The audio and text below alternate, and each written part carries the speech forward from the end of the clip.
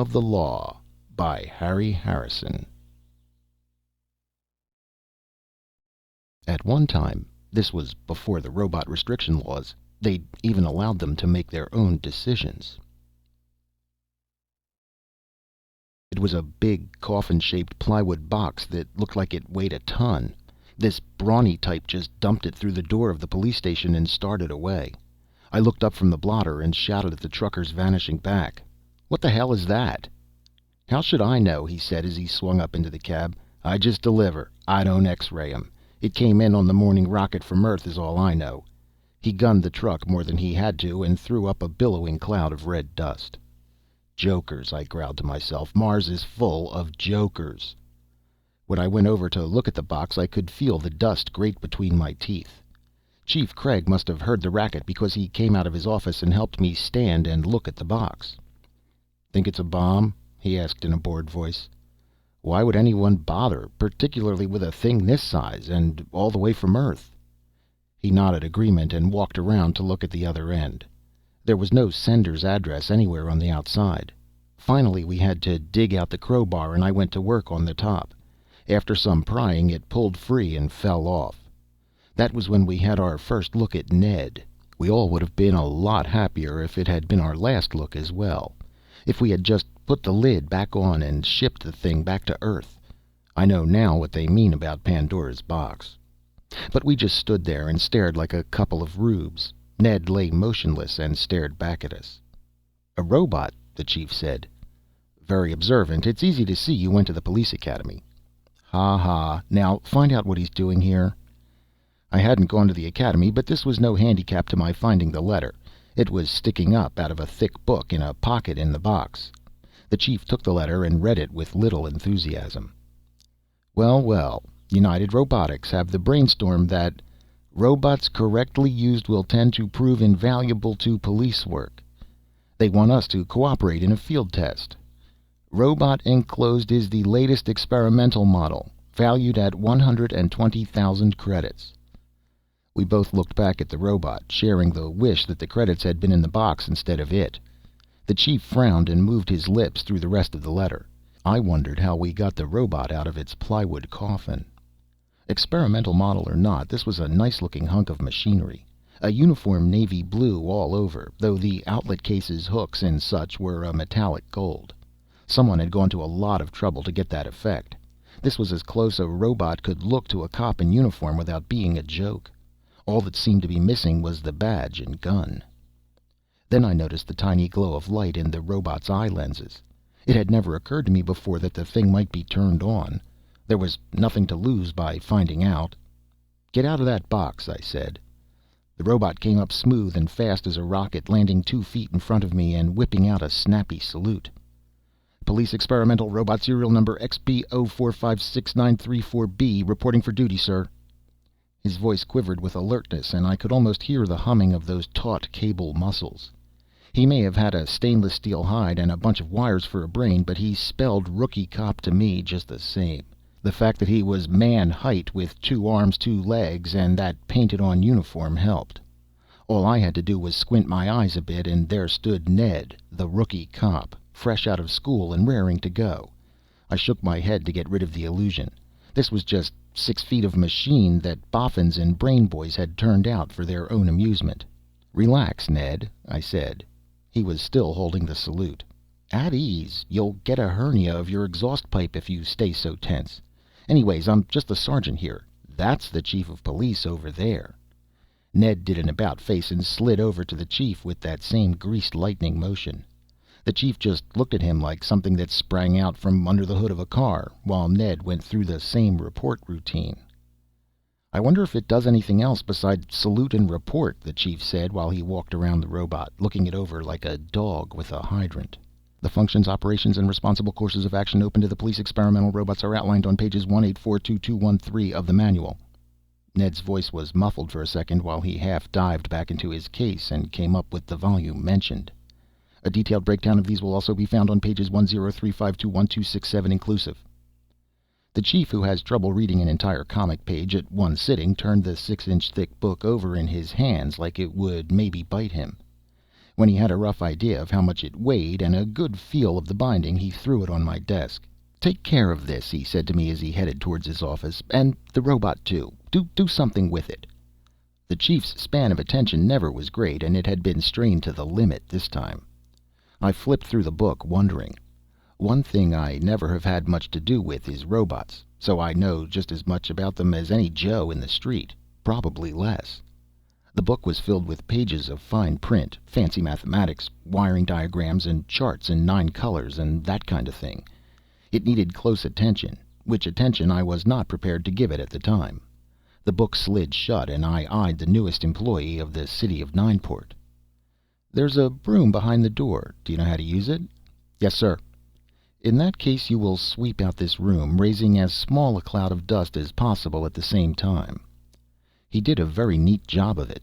I watched 120,000 credits worth of machinery making a tidy pile of butts and sand, and wondered why it had been sent to Nineport. Probably because there wasn't another police force in the solar system that was smaller or more unimportant than ours.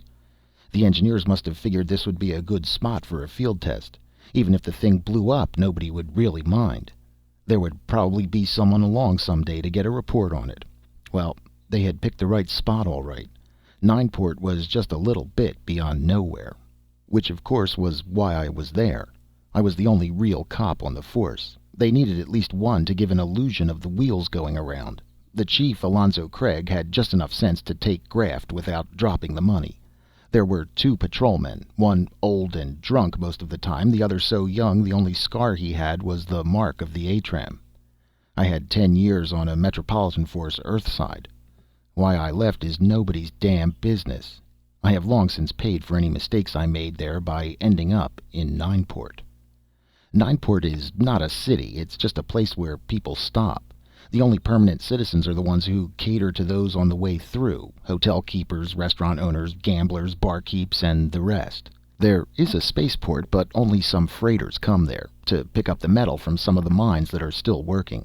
Some of the settlers still came in for supplies. You might say that Nineport was a town that just missed the boat. In 100 years, I doubt if there will be enough left sticking out of the sand to even tell where it used to be. I won't be there either, so I couldn't care less. I went back to the blotter. 5 drunks in the tank, an average night's haul. While I wrote them up, Fats dragged in the 6th one. "Locked himself in the ladies' John at the spaceport and resisting arrest," he reported. "D&D, throw him in with the rest." Fats steered his limp victim across the floor, matching him step for dragging step. I always marveled at the way Fats took care of drunks, since he usually had more under his belt than they had. I have never seen him falling down drunk, or completely sober. About all he was good for was keeping a blurred eye on the lockup and running in drunks. He did well at that. No matter what they crawled under or on top of, he found them, no doubt due to the same shared natural instincts. Fats clanged the door behind number 6 and weaved his way back in. "What's that?" he asked, peering at the robot along the purple beauty of his nose. "That is a robot. I have forgotten the number his mother gave him at the factory, so we will call him Ned. He works here now." "Good for him. He can clean up the tank after we throw the bums out." "That's my job," Billy said, coming in through the front door. He clutched his nightstick and scowled out from under the brim of his uniform cap. It is not that Billy is stupid, just that most of his strength has gone into his back instead of his mind. "That's Ned's job now, because you have a promotion. You are going to help me with some of my work." Billy came in very handy at times, and I was anxious that the force shouldn't lose him. My explanation cheered him, because he sat down by Fats and watched Ned do the floor. That's the way things went for about a week. We watched Ned sweep and polish until the station began to take on a positively antiseptic look. The chief, who always had an eye out for that type of thing, found out that Ned could file the odd ton of reports and paperwork that cluttered his office. All this kept the robot busy, and we got so used to him we were hardly aware he was around. I knew he had moved the packing case into the storeroom and fixed himself up a cozy sort of robot dormitory coffin. Other than that, I didn't know or care. The operation manual was buried in my desk, and I never looked at it. If I had, I might have had some idea of the big changes that were in store. None of us knew the littlest bit about what a robot can or cannot do. Ned was working nicely as a combination janitor file clerk and should have stayed that way. He would have, too, if the chief hadn't been so lazy. That's what started it all. It was around 9 at night, and the chief was just going home when the call came in. He took it, listened for a moment, then hung up. Greenback's liquor store. He got held up again. Says to come at once. That's a change. Usually we don't hear about it until a month later. What's he paying protection money for if China Joe ain't protecting? What's the rush now? The chief chewed his loose lip for a while, finally and painfully reached a decision. You better go around and see what the trouble is. Sure, I said, reaching for my cap, but no one else is around. You'll have to watch the desk until I get back. That's no good, he moaned. I'm dying from hunger, and sitting here isn't going to help me any. I will go take the report, Ned said, stepping forward and snapping his usual well-greased salute. At first the chief wasn't buying. You would think the water cooler came to life and offered to take over his job. How could you take a report, he growled, putting the wise guy water cooler in its place. But he had phrased his little insult as a question, so he had only himself to blame. In exactly 3 minutes, Ned gave the chief a summary of the routine necessary for a police officer to make a report on an armed robbery or other reported theft. From the glazed look in Chief's protruding eyes, I could tell Ned had quickly passed the boundaries of the chief's meager knowledge. Enough, the harried man finally gasped. If you know so much, why don't you make a report? Which to me sounded like another version of, if you're so damn smart, why ain't you rich? Which we used to snarl at the brainy kids in grammar school. Ned took such things literally, though, and turned towards the door. Do you mean you wish me to make a report on this robbery? Yes, the chief said, just to get rid of him, and we watched his blue shape vanish through the door. He must be brighter than he looks, I said. He never stopped to ask where Greenback's store is.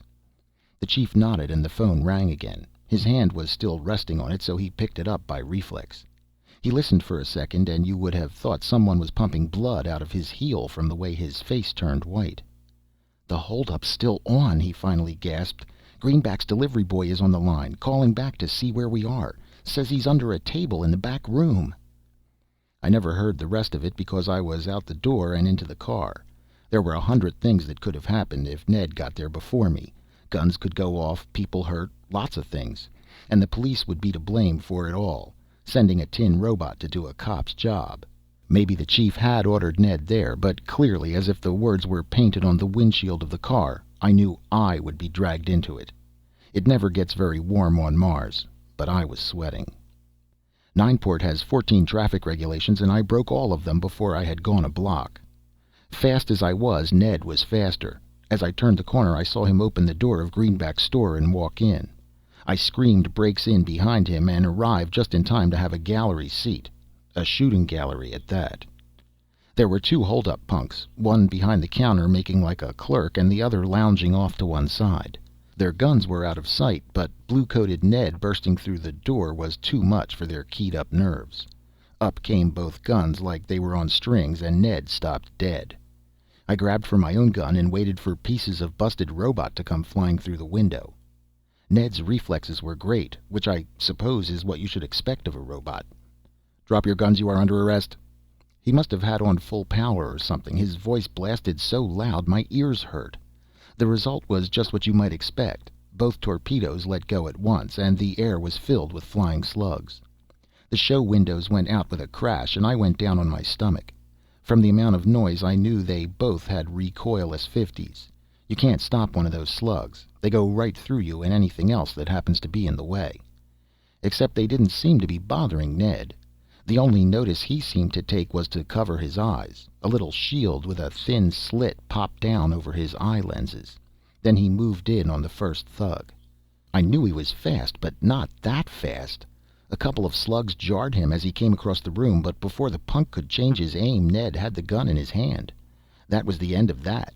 He put on one of the sweetest hammerlocks I've ever seen and neatly grabbed the gun when it dropped from the limp fingers. With the same motion that slipped the gun into a pouch, he whipped out a pair of handcuffs and snapped them on the punk's wrists. Hold-upnik number 2 was heading for the door by then, and I was waiting to give him a warm reception. There was never any need. He hadn't gone halfway before Ned slid in front of him. There was a thud when they hit that didn't even shake Ned, but gave the other a glazed look. He never even knew it when Ned slipped the cuffs on him and dropped him down next to his partner. I went in, took their guns from Ned, and made the arrest official. That was all Greenback saw when he crawled out from behind the counter, and it was all I wanted him to see. The place was a foot deep in broken glass and smelled like the inside of a Jack Daniels bottle. Greenback began to howl like a wolf over his lost stock. He didn't seem to know any more about the phone call than I did, so I grabbed a hold of a pimply-looking kid who staggered out of the storeroom. He was the one who had made the calls. It turned out to be a matter of sheer stupidity. He had worked for Greenback only a few days and didn't have enough brains to realize that all holdups should be reported to the protection boys instead of the police. I told Greenback to wise up his boy, as look at the trouble that got caused, then pushed the two ex-holdup men out to the car. Ned climbed in back with them, and they clung together like two waifs in a storm. The robot's only response was to pull a first aid kit from his hip and fix up a ricochet hole in one of the thugs that no one had noticed in the excitement. The chief was still sitting there with that bloodless look when we marched in. I didn't believe it could be done, but he went 2 shades whiter. "You made the pinch?" he whispered. Before I could straighten him out, a second and more awful idea hit him. He grabbed a handful of shirt on the first torpedo and poked his face down. "You with China Joe?" he snarled. The punk made the error of trying to be cute, so the chief let him have one on the head with the open hand that set his eyes rolling like marbles. When the question got asked again, he found the right answer. "I never heard from no China Joe. We just hit town today and—" Freelance. By God. The chief sighed and collapsed into his chair.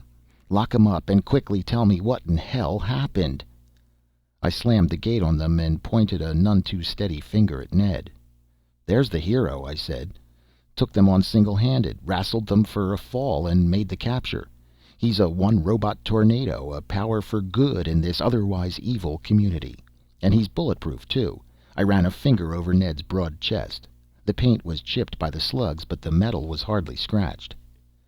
"This is going to cause me big trouble, the chief wailed. I knew he meant with the protection boys. They did not like punks getting arrested and guns going off without their okay. But Ned thought the chief had other worries and rushed in to put them right. "There will be no trouble. At no time did I violate any of the robotic restriction laws. They are part of my control circuits and therefore fully automatic. The men who drew their guns violated both robotic and human laws when they threatened violence. I did not injure the men, merely restrained them." It was all over the chief's head, but I like to think I could follow it, and I had been wondering how a robot, a machine, could be involved in something like law application and violence. Ned had the answer to that one, too. "Robots have been assuming these functions for years. Don't recording radar meters pass judgment on human violation of automobile regulations? A robot alcohol detector is better qualified to assess the sobriety of a prisoner than the arresting officer. At one time, robots were even allowed to make their own decisions about killing. Before the robotic restriction laws, automatic gun pointers were in general use. Their final development was a self-contained battery of large anti-aircraft guns. Automatic scan radar detected all aircraft in the vicinity. Those that could not return the correct identifying signal had their courses tracked and computed. Automatic fuse cutters and loaders readied the computer-aimed guns, which were fired by the robot mechanism." There was little I could argue about with Ned, except maybe his college professor vocabulary, so I switched the attack. "But a robot can't take the place of a cop. It's a complex human job." "Of course it is, but taking a human policeman's place is not the function of a police robot. Primarily, I combine the functions of numerous pieces of police equipment, integrating their operations and making them instantly available. In addition, I can aid in the mechanical process of law enforcement. If you arrest a man, you handcuff him. But if you order me to do it, I have made no moral decision. I am just a machine for attaching handcuffs at that point." My raised hand cut off the flow of robotic argument. Ned was hipped to his ears with facts and figures, and I had a good idea who would come off second best in any continued discussion. No laws had been broken when Ned made the pinch, that was for sure. But there are other laws than those that appear on the books. "China Joe is not going to like this. Not at all," the chief said, speaking my own thoughts. "The law of tooth and claw. That's one that wasn't in the law books. And that was what ran Nineport. The place was just big enough to have a good population of gambling joints, bawdy houses, and drunk rollers. They were all run by China Joe, as was the police department. We were all in his pocket, and you might say he was the one who paid our wages. This is not the kind of thing, though, that you explain to a robot." "Yeah, China Joe." I thought it was an echo at first, then realized that someone had eased in the door behind me. Something called Alex. 6 feet of bone, muscle, and trouble. China Joe's right-hand man. He imitated a smile at the chief, who sank a bit lower in his chair. China Joe wants you should tell him why you got smart cops going around and putting the arm on people and letting them shoot up good liquor. He's mostly angry about the hooch. He says that he had enough guff, and after this you should... I am putting you under robot arrest pursuant to Article 46, Paragraph 19 of the revised statutes. Ned had done it before we realized he had even moved. Right in front of our eyes he was arresting Alex and signing our death warrants. Alex was not slow. As he turned to see who had grabbed him, he had already dragged out his cannon. He got one shot in, square against Ned's chest, before the robot plucked the gun away and slipped on the cuffs. While we all gaped like dead fish, Ned recited the charge in what I swear was a satisfied tone. The prisoner is Peter Yakomsky, alias Alex the Axe, wanted in Canal City for armed robbery and attempted murder, also wanted by local police of Detroit, New York, and Manchester on charges of... Get it off me, Alex howled. We might have, too, and everything might have still been straightened out if Benny Bug hadn't heard the shot. He popped his head in the front door just long enough to roll his eyes over our little scene. Alex! They're putting the arm on Alex! Then he was gone, and when I hit the door he was nowhere in sight. China Joe's boys always went around in pairs, and in 10 minutes he would know all about it. Book him, I told Ned. It wouldn't make any difference if we let him go now. The world has already come to an end. Fats came in then, mumbling to himself. He jerked a thumb over his shoulder when he saw me. What's up? I see little Benny Bug coming out of here like the place was on fire and almost get killed driving away. Then Fats saw Alex with the bracelets on and turned sober in 1 second. He just took a moment to gape, then his mind was made up. Without a trace of stagger, he walked over to the chief and threw his badge on the desk in front of him. I am an old man, and I drink too much to be a cop. Therefore, I am resigning from the force. Because if that is whom I think it is over there with the cuffs on, I will not live to be a day older as long as I am around here. Rat, the chief growled in pain through his clenched teeth. Deserting the sinking ship. Rat. Squeak, Fats said, and left. The chief was beyond caring at this point. He didn't blink an eye when I took Fats' badge off the desk. I don't know why I did it. Perhaps I thought it was only fair. Ned had started all the trouble, and I was just angry enough to want him on the spot when it was finished. There were 2 rings on his chest plate, and I was not surprised when the badge pin fitted them neatly. There. Now you're a real cop. Sarcasm dripped from the words. I should have realized that robots are immune to sarcasm. Ned took my statement at face value. This is a very great honor, not only for me but for all robots. I will do my best to fulfill all the obligations of the office. Jack Armstrong in tin underwear. I could hear the little motors in his guts humming with joy as he booked Alex. If everything else hadn't been so bad, I would have enjoyed that. Ned had more police equipment built into him than Nineport had ever owned. There was an ink pad that snapped out of one hip, and he efficiently rolled Alex's fingertips across it and stamped them on a card. Then he held the prisoner at arm's length while something clicked in his abdomen. Once more sideways, and 2 instant photographs dropped out of a slot.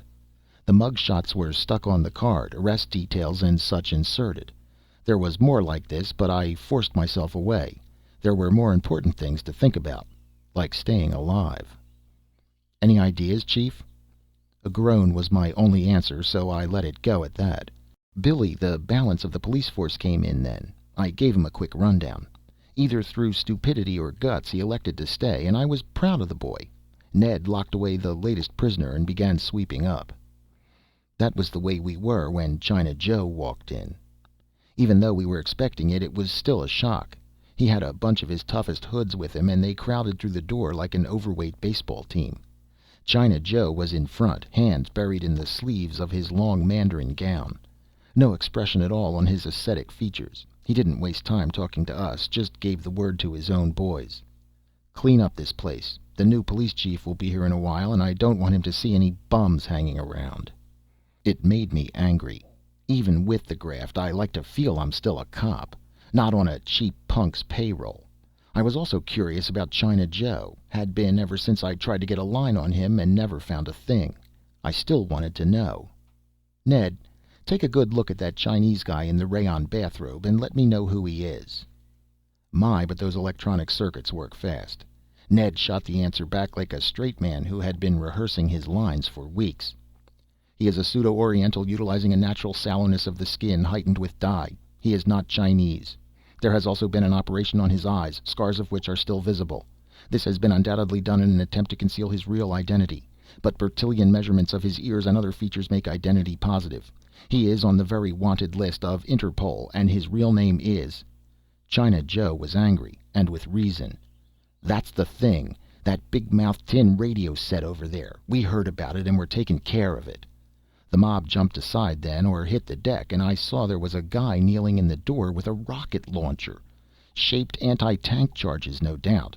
That was my last thought as the thing let go with a whoosh. Maybe you can hit a tank with one of those things, but not a robot. At least, not a police robot.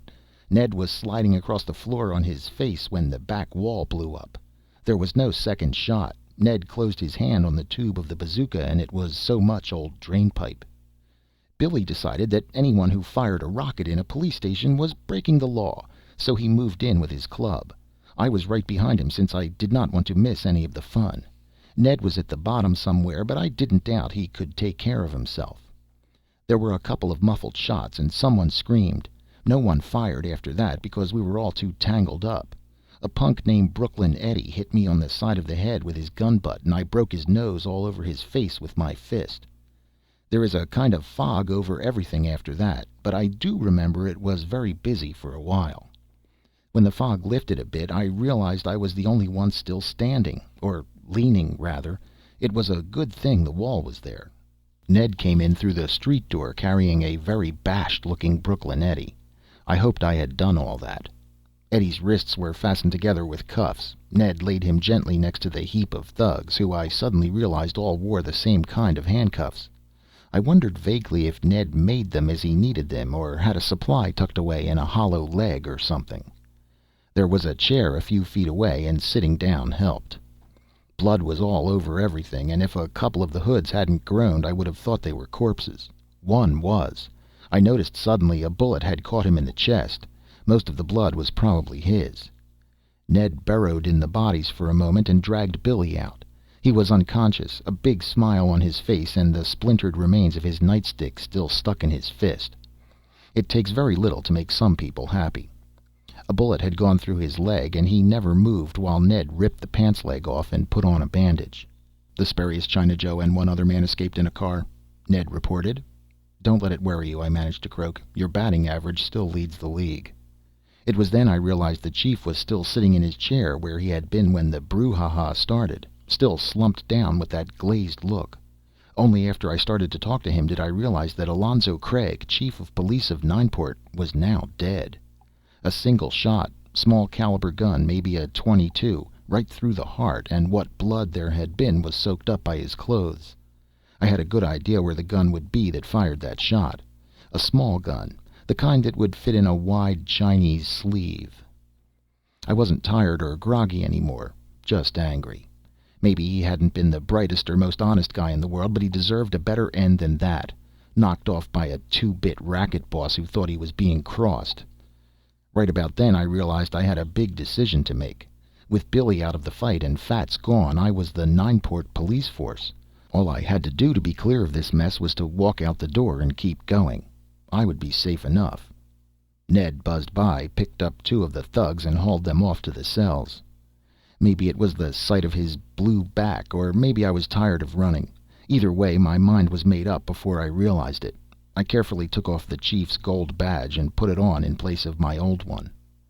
"The new chief of police of Nineport," I said to no one in particular. "Yes, sir," Ned said as he passed. He put one of the prisoners down long enough to salute, then went on with his work. I returned the salute. The hospital meat wagon hauled away the dead and wounded. I took an evil pleasure in ignoring the questioning stares of the attendants. After the doc fixed the side of my head, everyone cleared out.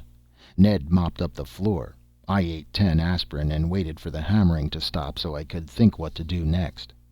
When I pulled my thoughts together, the answer was obvious. Too obvious. I made as long a job as I could of reloading my gun. "Refill your handcuff box, Ned. We are going out." Like a good cop, he asked no questions. I locked the outside door when we left and gave him the key. "Here. There's a good chance you'll be the only one left to use this before the day is over." I stretched the drive over to China Joe's place just as much as I could, trying to figure if there was another way of doing it. There wasn't. Murder had been done, and Joe was the boy I was going to pin it on, so I had to get him. The best I could do was stop around the corner and give Ned a briefing.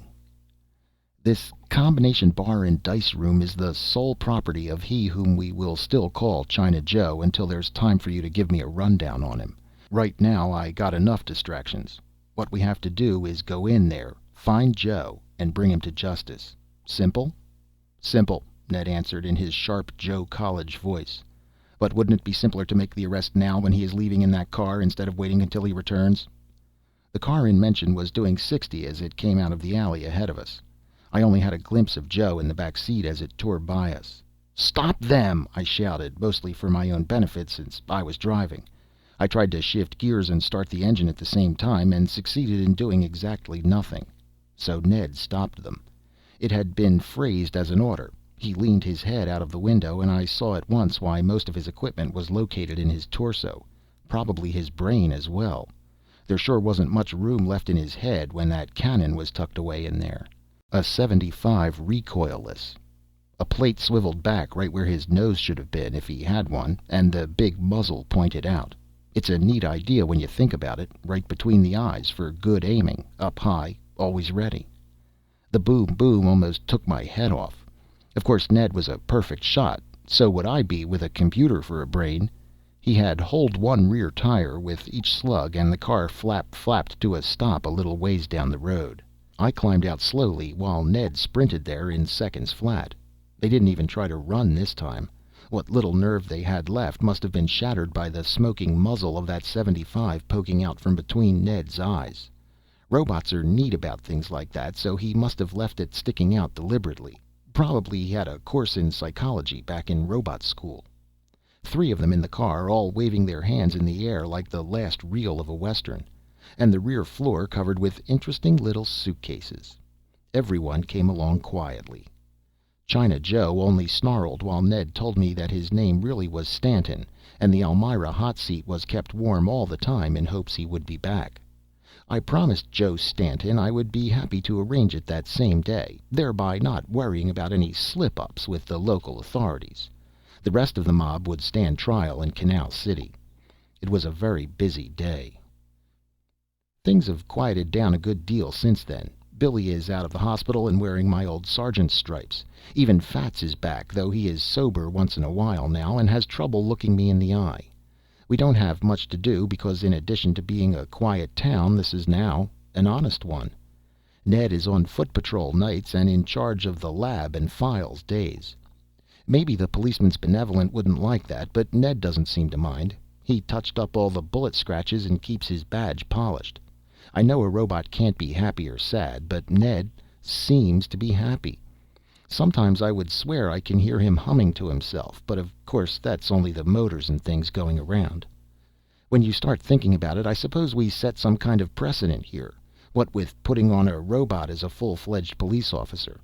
No one ever came around from the factory yet, so I have never found out if we're the first or not.